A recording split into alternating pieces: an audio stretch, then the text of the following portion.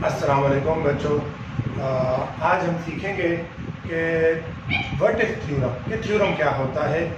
आज से हम शुरू कर रहे हैं थ्योरम की सीरीज कि जिसमें हमने सबसे पहले 9th के थ्योरम को कवर करना है और उसके बाद क्लास 10 की तरफ जाएंगे और उन थ्योरम को तमाम को हम कवर करेंगे और उनको समझेंगे। और क्योंकि थ्योरम मैथ के पेपर का एक इम्पॉर्टेंट हिस्सा होता है। विदाउट थ्योरम को तैयार किए हुए हमारा मैथ का पेपर पास करना मुश्किल होता है। ख़ासकर जो फेडरल बोर्ड के बच्चे हैं उनके तो लॉन्ग क्वेश्चन जितने भी होते हैं वो मोस्टली थ्योरम से ही आ रहे होते हैं। तो इसलिए इनको अच्छे से समझते हैं और इनको तैयार करेंगे। लेकिन उससे पहले मोस्टली जो बच्चे होते हैं क्लास 9 से और 10 के, वो थ्योरम को याद कर रहे होते हैं, रट्टा लगाए जा रहे होते हैं, लेकिन उन्हें यही नहीं पता होता कि थ्योरम होता क्या है। तो आज हम सबसे पहले इस वीडियो में ये देखेंगे कि जो थ्योरम हम याद करते हैं ये असल में है क्या, और इसमें जो जो सिंबल यूज हो रहे हैं हम उनको समझ लेते हैं, उनको याद कर लेते हैं कि जब हम अपने थ्योरम की तरफ जाएं हमें तमाम सिंबल जो इलामतें यूज होती हैं हमें उनके बारे में मालूम होगा, फिर हमें आसानी से याद कर सकेंगे, हमें मुश्किल नहीं लगेगा। तो देखते हैं बेटा थ्योरम मसला क्या होता है। इसकी डिफिनेशन को रीड करते हैं और फिर इसको समझते हैं कि ये क्या है। A theorem is a statement that can be demonstrated to be true by accepted mathematically operations and arguments. यानी कि थ्योरम जो है वो ऐसी स्टेटमेंट होती है, एक ऐसा बयान होता है कि पहले से प्रूफ हो चुकी है, जो पहले से सच है, जिसको पहले से प्रूफ किया जा चुका होता है। लेकिन हमें ये कहा जाता है कि हम मैथमेटिकली ऑपरेशन से या आर्गुमेंट से या ज्योमेट्रिकली हम क्या करें, हम उसको प्रूफ करें। यानी प्रूफ हो चुका है लेकिन हमें दोबारा कहा जाता है कि हम मैथमेटिकली ऑपरेशन को यूज़ करते हुए इसको दोबारा से प्रूफ करें, दोबारा से साबित करें कि जो बात हमें कही गई है वो बिल्कुल ठीक है। तो उम्मीद है थ्योरम की डिफिनेशन आपको समझ आ चुकी होगी कि थ्योरम वो होता है जो पहले से प्रूफ हो चुकी होता है, जो पहले से ट्रू होता है, और हमें उसको मैथमेटिकल ऑपरेशन से दोबारा से साबित करना पड़ता है। तो देखते हैं कि थ्योरम में कौन कौन से सिंबल यूज होते हैं और उनके क्या मीनिंग है, उनको समझते हैं। तो सबसे पहले नंबर पर आती है लाइन, कि लाइन क्या होती है। अब बेटा देखें, ये मैं एक लाइन को ऐसे भी नोट किया जाता है जिसका मतलब ये कंप्लीट लाइन है, मुकम्मल लाइन। मुकम्मल लाइन का मतलब ये है कि ना ही इसका इनिशियल पॉइंट है ना ही इसका टर्मिनल पॉइंट है। ये शुरू कहाँ से हो रही है हमें वो भी नहीं पता, ये एंड कहाँ पर हो रही है हमें वो भी नहीं पता। जो अक्सर हमने क्लास 7 में नंबर लाइन के बारे में क्वेश्चन पढ़े हुए हैं, 9th में एक चैप्टर 2 में 2.4 में थोड़े से क्वेश्चन इससे रिलेटेड है, 2.3 में है थोड़े से क्वेश्चन इससे रिलेटेड है। हकीकी लाइन यानी इंग्लिश में इसको बोलते हैं रियल लाइन, और उर्दू में हम उसको बोलते हैं हकीकी लाइन। जो फर्स्ट के मिड पार्ट होता है जीरो से तरफ -1 -2 -3 और जीरो से साइड पर 1 2 3 4 सो वन। ना इसका हमें इनिशियल पॉइंट का पता है और ना ही हमें इसका टर्मिनल पॉइंट का पता है। इसको बोलते हैं लाइन, और उर्दू में इसको बोलते हैं खत्ते मुस्तकीम। खत्ते मुस्तकीम यानी अब अगर ये ए बी एक लाइन है तो इसके ऊपर ऐसे सिंबल होगा, इसका मतलब होगा कि ये ए बी एक लाइन है। ठीक हो गया बेटा। इसके बाद हमारे पास आ जाती है लाइन सेगमेंट, कि लाइन सेगमेंट क्या होती है, इसको देखते हैं। अब ये मेरे पास एक कंप्लीट लाइन है, मैं क्या करता हूँ इसमें से कोई पोर्शन इसका पिक कर लेता हूँ, यानी कि ये। तो अब ये मेरे पास क्या है, लाइन सेगमेंट। ठीक है, इसका मतलब ये है कि इसका मुझे इनिशियल पॉइंट भी मालूम है और इसका मुझे टर्मिनल पॉइंट भी मालूम है, यानी जहाँ से शुरू हो रही है उसका भी पता है, जहाँ पर एंड हो रही है उसका भी पता है, यानी इसका इनिशियल पॉइंट भी मालूम है, टर्मिनल पॉइंट भी मालूम है, स्टार्टिंग पॉइंट का भी पता है और इसका जो एंड पॉइंट है उसका पता है। यानी अब मैं लिख दूँ ए बी और ऊपर ये सिंबल, ये अब क्या है, लाइन सेगमेंट है और उर्दू में इसको बोलते हैं खत। क्या बोलते हैं, खत बोलते हैं। और इसके लिए कौन सा सिंबल यूज किया जाता है, जी, यानी ए बी एक लाइन, यानी फर्क करें मेरे पास ए बी एक लाइन थी, इसको फिर मैं कैसे लिखूंगा, ए बी लिख कर ऊपर लाइन डाल, ठीक हो गया बेटा। इसके बाद आगे चलते हैं और हमारा थर्ड है रे। रे क्या होती है, देखिए रे से होती है जिसके एक साइड पर एरो होता है, या इस साइड पर या इस साइड पर, ऐसे भी तो हो सकती है और ऐसे भी तो हो सकती है।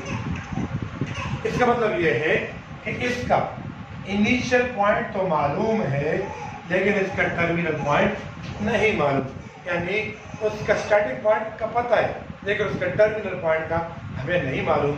उसको बोलते हैं रे और उर्दू में इसको बोलते हैं शुआ। उर्दू में क्या बोलते हैं, शुआ बोलते हैं।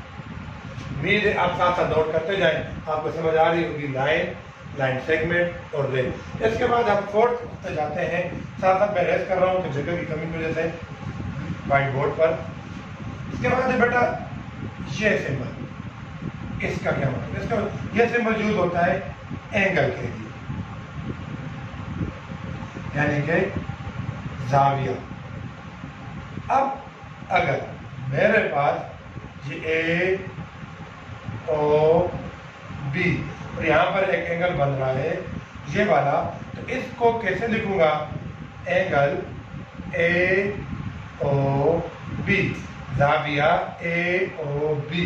और कैसे पता चलता है कहाँ पर बन रहा है, जो जिस वर्टेक्स पर यानी जहाँ पर वो एंगल बन रहा होता है उसको दरमियान में लिखते हैं।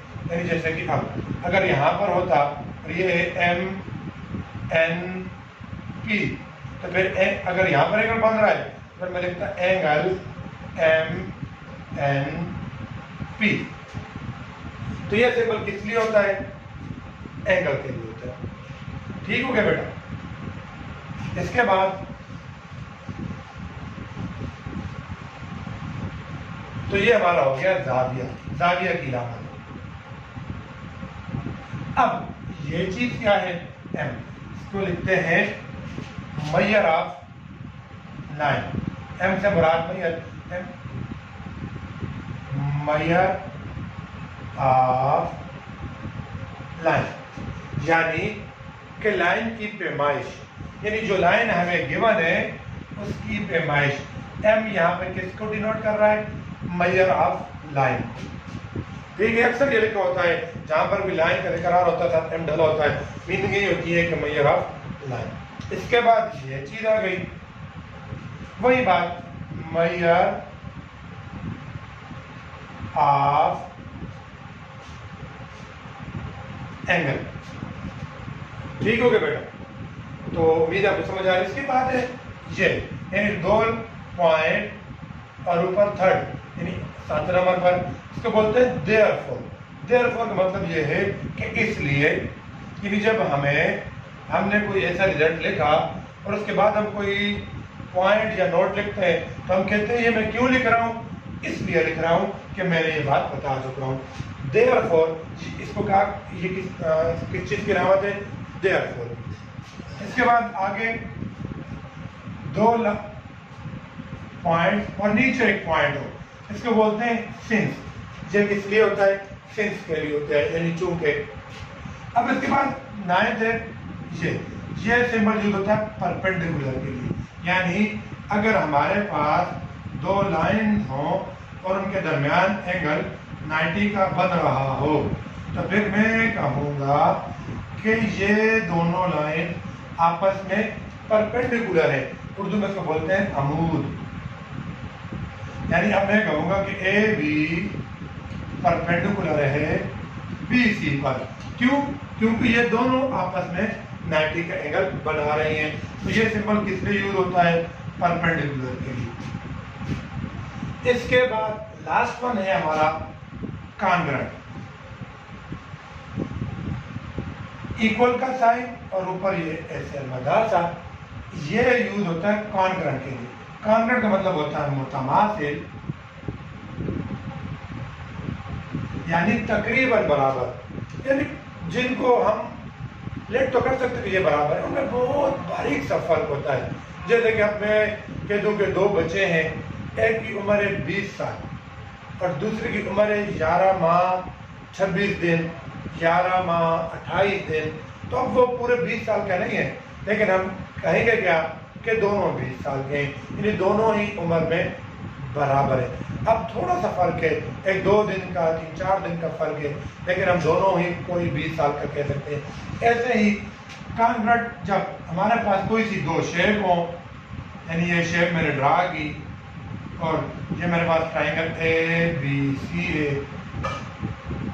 और ये मेरे पास हो सकती है DEF हो गई, अब मैं कहूँगा कि ये ट्राइंगल ABC कॉन्ग्रुएंट है ट्राइंगल DEF के, यानी तकरीबन बराबर। तकरीबन बराबर के लिए हम यूज करते हैं ये सिंबल। इसके बाद एक और रह गया है, वो लिखना, वो भी साथ लिख लेते हैं और ये मुतमासिल होता है, तो मिटा दिया, मैं दोबारा लिख देता हूँ।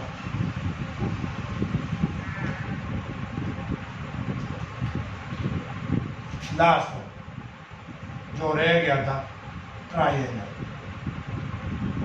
बाद में फिल होता है, ऐसे हम फिल कर देते हैं।